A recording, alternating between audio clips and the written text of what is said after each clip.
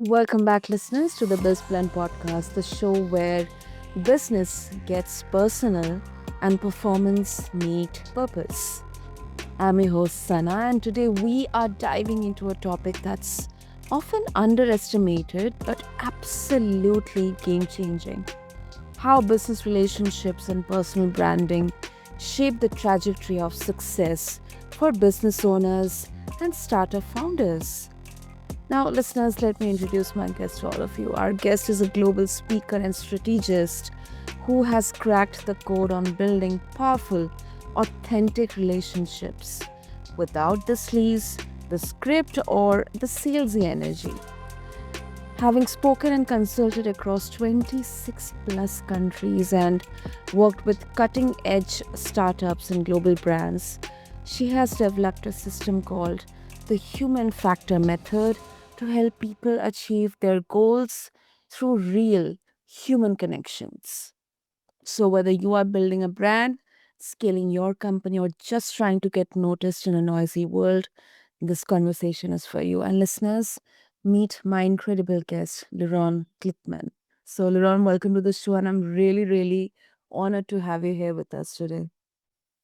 Thank you, Sana. Same here. As I said before, I'm so honored to be on your show. I'm really excited about this talk that we're going to have here. So thank you.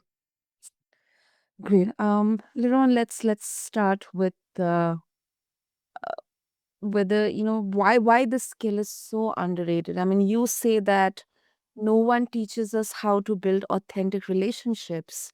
So why do you think that this skill is so underrated, especially in the startup and founder ecosystem?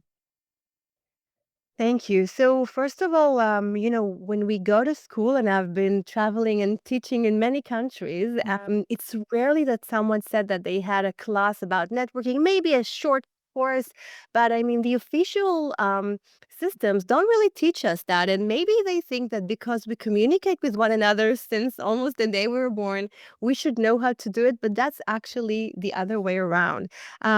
So, the thing is that, nothing in a world, or, in even our societies and our cultures, nothing happened without collaboration, without human connection. And this collaboration connection comes to life through relationship building. And I think you asked why is it underestimated, and specifically for founders and so on. So I think there are several reasons. First of all, some people think it is given. Either you know how to, as you said, I like that you said that it's not fake. I mean, how to schmooze, like people call it, or not. And then in the other hand, it gets a bad reputation. Like if you know how to network, maybe just want something out of me. And so it has a bad reputation. The other thing, which this is actually the core based on my research, is that we all are all driven by fear.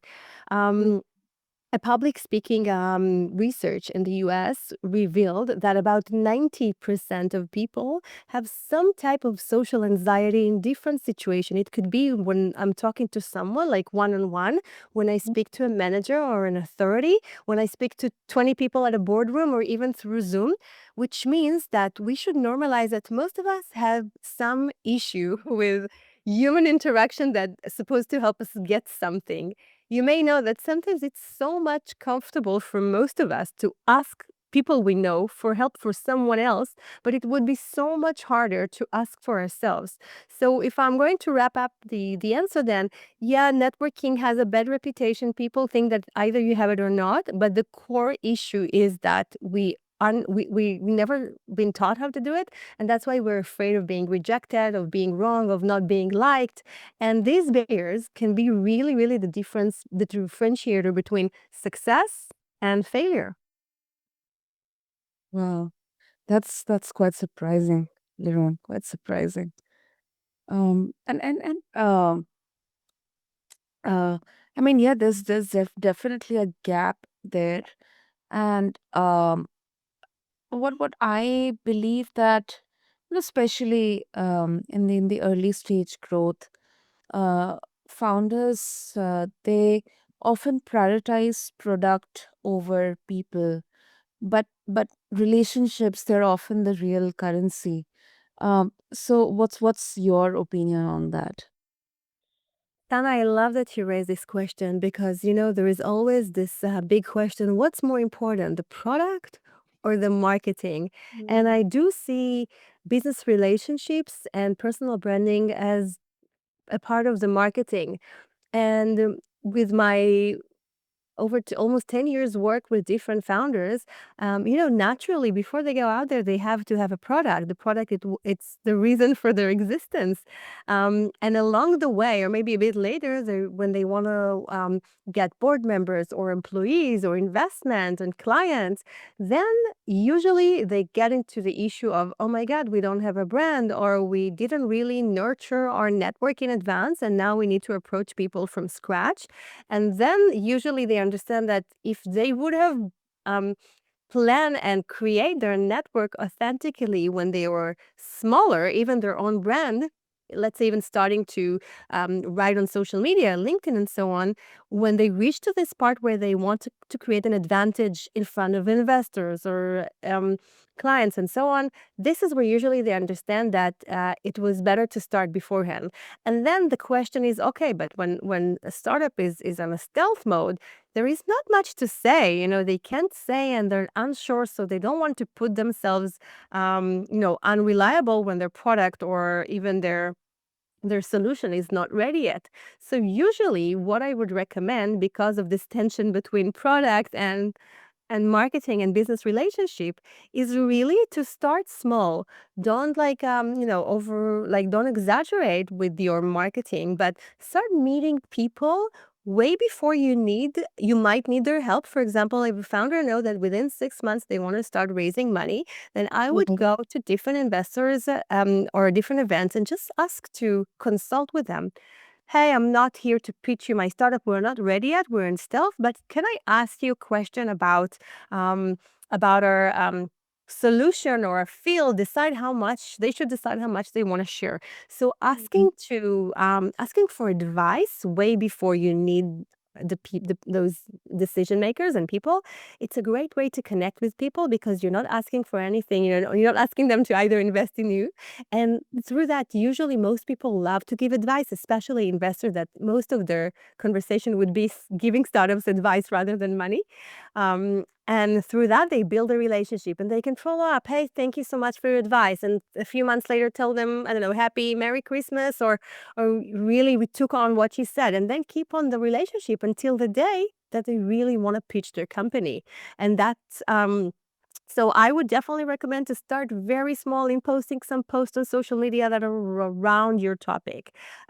Getting to know the people in small steps and Mhm. paving the way for the right timing when the product is more solid. Mm. That absolutely makes sense, Lirone. Um, okay, and I'm really really curious to know about the human factor method. I mean, its origin and what exactly it is, and also how does it help someone land clients or investors without even an existing network? And this is a great question. Mhm. So, the origin of the human factor actually started with my own life story. I always wanted to. I grew up in a small village in Israel, and I always wanted to work globally. And I was so frustrated because I wanted to work. For example, one time I had a dream to work for NASA, but I didn't know anyone in NASA. So how could I, get there? And from a very young age, I understand one that if I want to fulfill my dreams, I need to get to the right people who have the ability to decide whether I will be able to get hired or not. And then I realized that I have no one, there's no way to get there. And through that, I started investigating myself, my environment, and later on interviewed and read all the books around networking. There are a lot of books out there. If someone wants to learn, then of course they can learn. One of the famous books would be How to Win Friends and Influence by Dale Carnegie, which is kind of the Bible on this. And then I was speaking with Ivan Meisner, who invented BNI, which is the biggest global networking group, and so on. And then with my experience, I moved twice to even three times to different countries. The third time wasn't planned. Oh, And okay. without knowing anyone, I was able to create relationship that led me to reach really high. Like I moved to Australia, didn't know anyone, and then within 2 months, I got to work for the biggest corporate in the country. Through the personal experience that was tested, I taught the method. And sorry, did you want to ask something before I share the method? Yeah, go ahead. You know. Sure. So just wanted to give you the background. So after I tested it on myself, I built this method that on the one hand, it's a system because, many times, even if we know how to do things, it's really easy when someone gives you a solid system. So the base of the human factor method to achieve your goals through relationship building is that it has to be authentic and strategic. But first of all, be authentic. It only works when it's real, and then it's okay to be strategic. It's okay to want to achieve something. That's definitely the only way that things come to life if you have a goal. With that in mind, it has 6 pillars. The first one is goal. Many times we are unsure of our goal, and sometimes we don't know how to break our goals into smaller ones. For example, my goal is to have a successful startup. So that's a big goal. The smaller goal would be to find an investor within 6 months, to hire 3 people, to have a solution, find a solution. And usually we need expert to help us find a solution to something. So first of all, understand your goals. Then it's about people strategy. It's like we have business plan and business strategy, marketing plan. Let's create a people plan.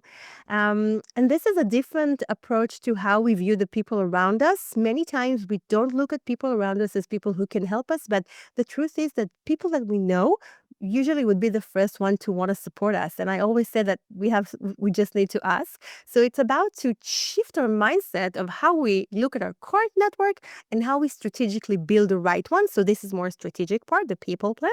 Then it's about a personal brand, which is face to face and online. For example, when we approach investor or a client or anyone we meet, usually the first thing they would do would be to Google us or look at our LinkedIn, or ask us if they meet us, tell us more about yourself. So many Yeah. times we're unsure how to present ourselves. So that's the branding. Then it's about connecting, breaking the ice, building a rapport, and building a memorable first connection that could pave the way for a relationship. Then it's the hardest part is maintaining the relationship. I really share how to make sure we keep it, because if we don't keep the relationship, it probably will not last.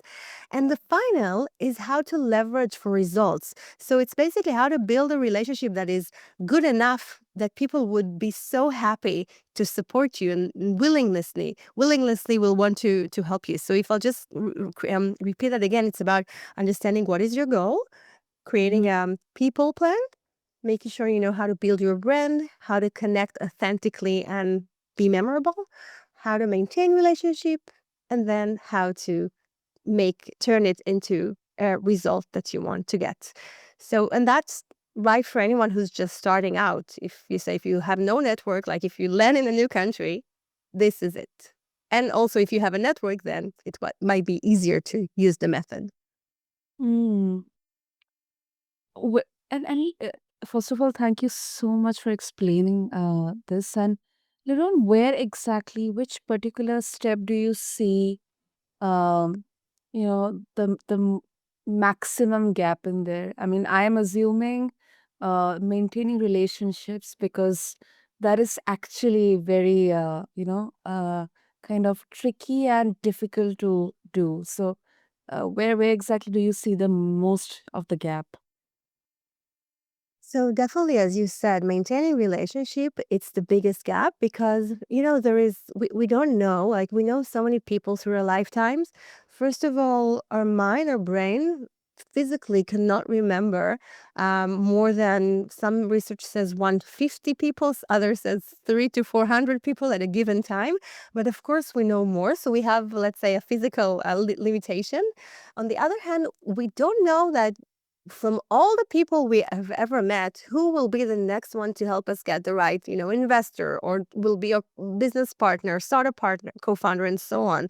And that's the problem. So we need to essentially decide who are the relevant people we want to keep in touch with, because we can't keep in touch with everyone.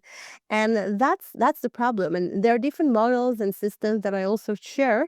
One of them would be it's a system developed by Michael Port, which is an American marketer, and he called it the 90 list. He said, let's say if you're a startup founder, create a list of up to the 90 of the most important people for you right now.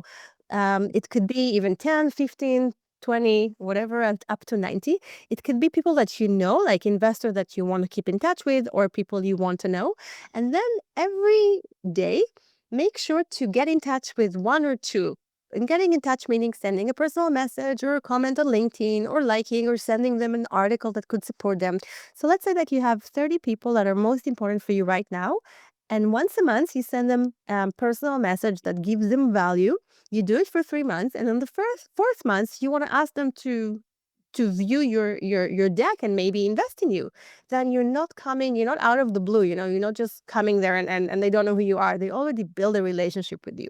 So a different system. So that's definitely the hardest part, because it takes strategy and planning of who are the right people, and then also how to communicate authentically. Another part that I find a lot of problem with would be the personal branding and the connection, because there is an inherent anxiety and fear. As I said earlier, many times one of the hardest issues when it comes to creating authentic and good relationships, it's not the technical part of, hey, go to this person and tell him that. Everyone can do it. The problem is that we're just uncomfortable, or again experiencing the anxiety of getting rejected. So many times it's mental blocks that makes it harder for us to actually approach the person and make the ask. What do you think about it? What resonates with you? What do you think would be the hardest part?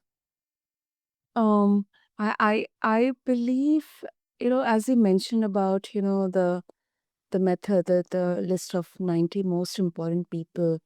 I think that's where sometimes and personally I also falter, because I may think that I may assume that they're thinking why, this person is randomly every time sending me articles or anything or text or something. I'm very sure that they would need something from me. I mean, I may assume that it's to them, it is looking more pushy or persuasive or needy, because they may not see any value in, maintaining that connection with me. So I think that's where we as a founder or as even a professional, if we are connecting with them, then we definitely have to either understand ourselves the value in maintaining that connection, or at least help them see that value. And that's where I think the personal voice also comes into the picture. I love what you said, and also specifically about, no, we don't want to come across as pushy. Mm. We don't want to annoy people, and I personally I also experienced that. But on the other hand, I always say that doors that we won't knock on would never open up for us. And many times when I struggle with it, and I do struggle with that every now and again, because I want to communicate with someone, then I always try to, first of all, it's a bit maybe spiritual, but I try to kind of connect to their energy and try to think what would be the best way to approach them, and what would I think or feel that would be the right vibe, or words, or so on. And many times I also take it the other way around. I ask myself, if I was in his shoes, in what way would I would like to be approached? What would I appreciate? So I definitely put a lot of thought about it, because I do think that every relationship is valued and is important, and I don't want to, now I'm exaggerating, abuse it. Having said that, what I also discovered, that most people are so happy to help, because majority of the population just feel uncomfortable, don't want to be pushy, and they don't do anything. So most of the decision makers, when they're being approached in the right way, and again, not a pushy way, then they usually really appreciate that. And one way to do it, which I also love, if I'm unsure of, if it's right or not, then usually I just really come up front. I'm being very honest with this person, tell them, hey, I really appreciate what you do. I want to ask you for something, but you really don't have to. I would appreciate any answer, yes or no. I would really appreciate your time considering this. I mean, I'm giving them a way out. So this is a way that I feel comfortable, but I also make sure that they don't feel like that, now I'm just like convinced or, making sure that they have to give it to me. So this is one way that I'm using sometimes. And maybe I'll also add that it's also a cultural thing. It's so I always say, and I really emphasize it in my book, the Super Connectors Playbook, that shares this method and my talks and master classes. I want you to think how everything I've just said, how can it work for you? Because, for example, in India, there, the culture is different. And for example, I know there's a lot of there's big value for family and for support. And Israeli ecosystem, for example, I can approach anyone in the tech ecosystem and they would help me even if they don't know me. But in Germany, people would not get back to me. So please think how what I said, how can you translate it to your personality and your community and your ecosystem? Hmm. Absolutely. And you know this very well because you have consulted in 26 plus countries. I mean, and I think this global view, it could really help our listeners see past localized approaches and also expand their mindset. I think that can also give an extra edge. So true. And you just reminded me of a story that again is in my book. My book shares the method, but also with a lot of stories from all over the world, from Austin, Texas to Sydney, Australia to Berlin. And one of the stories, speaking of cultural differences, I call it basically when we are at events. I went to an event in Berlin, and I knew the audience are startup founders, and potentially I can help them with my services. So one way is to go one by one, which was obviously harder because I couldn't see in advance who's getting there. And the other tactic I use is what I like to call the Q&A hack. Now, it's also what I'm going to share. It's also cultural based. I sat, there was like a panel discussion with investor and the Minister of High Tech of Germany. And I sat like in the second row. And then we reached the Q&A part. And the German founders that were there, they turn to people to ask questions. Then someone raise his hand and say, "Hi, my question is." And then another person, German, raised their hand and say, "Hi, my question is." And then I raised my hand and very short and precise, I said, "Hi, my name is Lirone. I'm a mentor on business development at Techstars." This is where we were. And my question is, so I didn't hijack the conversation and just give a very short introduction. And the keywords were that I'm a mentor, I'm doing business development for startups, and I'm also a part of this community of Techstars where we met. And after the talk, 5 different founders approached me. "Oh my God, you're a mentor. You're from Techstars as well." So, I mean, making sure you're taking few seconds more in the Q&A session to introduce yourself, that may take some courage and not many cultures would feel comfortable with. Yet again, it could invite interesting people and opportunities to you. That's a really good one. That's a really good one. I mean, so many, founders and entrepreneurs, and across countries, we have networking events. And I think it's a really good way. Yeah, you are right. It definitely requires, it needs a bit of courage, but it's such a good and simple way to start with. That's a really good one you shared, Liron. I'm gonna personally take that in my mind as well Oh, because please. So you should update me how it goes for you. yeah, And definitely. again, the best, my main advice is to think how this can work for you. Again, what's the how would you feel comfortable doing this Q&A hack? Hmm. And uh, let's say I'm a founder. I'm a completely new founder. I'm creating, developing something very new, And I would like to mention that in my intro, when I in the Q&A part. So, what do you think? I mean, how much time should I take in that, mentioning? Like, because I have to like be very precise, in just a few words, I have to explain, that I'm, Sana, and I'm founder of XYZ uh, company, and which is trying to solve this problem, something like that. How would you suggest to say that? Exactly. First of all, I have to say that many times, even for me that I've been around and I'm, experienced in that many times before my turn comes, I feel my heart beats because I'm like, I want to make sure they get it and I want to make it, right. And I don't want to hijack the conversation. So first of all, if you feel a bit excited, that's okay. It's a part of what you should feel. Um, Secondly, I would definitely try to maybe write it for myself or practice because there is a fine line between hijacking the conversation and making a very concrete and relevant introduction. And I maybe say something like, "Yeah, I am Sarah and I'm the founder of X company that helps X to do Y, and my question is." So usually a good short introduction would be, again, you want to share your name, the name of the company, who is your audience and what do you solve for them? Yep.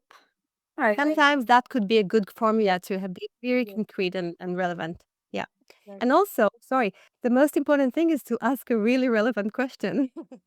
Just make sure that your question would give value to the people in the audience as well.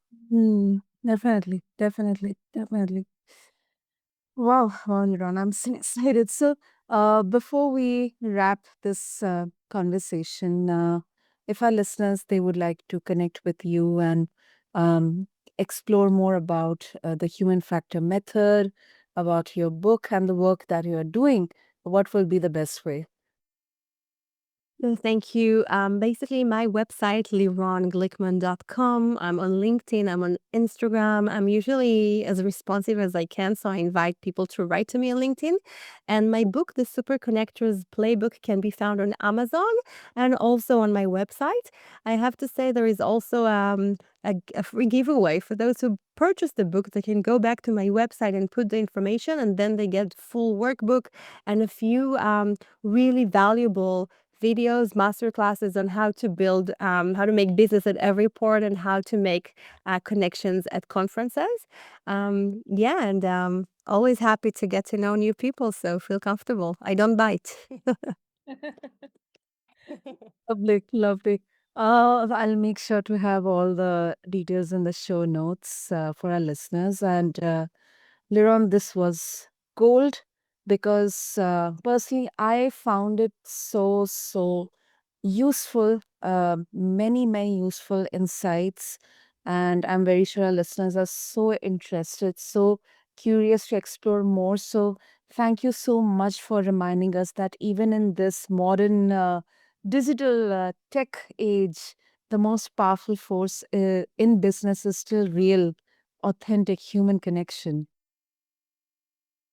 Thank you, Sana. And with that in mind, I'll just add we didn't really cover the AI, but AI could be a really great co pilot. It could be your supporter in Mhm. analyzing relationship, analyzing how you connect with people, writing content, but make sure it's not taking over your personality and who you are. So it's really good to use it as a support, but not as a replacement for the connection that you actually make. That might be a last statement. And Sana, it's been such a great pleasure. I really appreciate the time and the questions, and it's been wonderful for me to take part and share my knowledge and learning. So thank you so much. Absolutely. It's been my pleasure that I got this opportunity to know something, because uh, it's obvious, it's around us, but some of the things we uh, are not aware of. I mean, it's so basics, so fundamental. So this is such a crucial aspect of a business. I think irrespective of whether we are a founder, entrepreneur, or a business owner, or anyone, I think networking, whether it's professional or personal, connections, human connections, they help us move forward.